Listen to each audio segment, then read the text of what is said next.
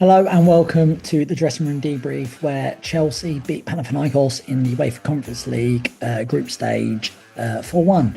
And it's a bit later than usual as I was out there in Greece, and I just want to touch upon the game as well as look ahead to this weekend's fixture against Newcastle at home, which is a big game considering that we've got a tough run of games coming up.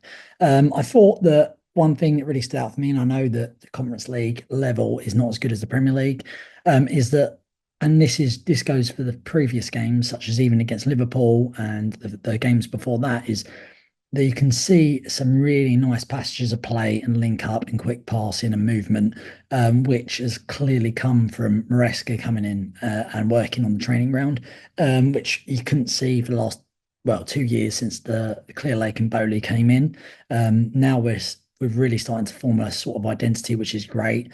You've got the likes of Cucurella really coming to prove his worth. He's literally everywhere, playing in that sort of left back and then inverted midfield role, and he just covers so much ground and has been great on recovering the ball and great on the ball. So fair play to him, because when he came, he was like a deer in the headlights, and took a while to settle in, and sort of the fans were getting on his back, and now it's completely the opposite. I think that Mudryk shone on Thursday, which is great because he's still a bit of an enigma. I think, where is he going to be good enough? Is he going to live up to that price tag? He's so hot and cold. It's yet to see if he's going to be good enough to play for Chelsea. But sometimes he showed some real glimpses of class, and you just need that sort of consistency from him. I think that the best team in the Conference League at the moment, I'm yet to see a team of that sort of level where I can't see us not going far and potentially winning it. Is a trophy that we can win. I don't think the levels are up to Chelsea standard. Obviously, we should be theoretically playing in either the Europa League or the Champions League. But look, we can only play what's in front of us, and I think we've sort of dominated the game so far that we've played. One thing that's literally stands out to me, not just in the Conference League games we've played, but also in the Premier League games, is the lack of concentration defensively. We're letting some sloppy goals. In this sense, Badiashile, ball watching, which he's done a few times since he joined the club.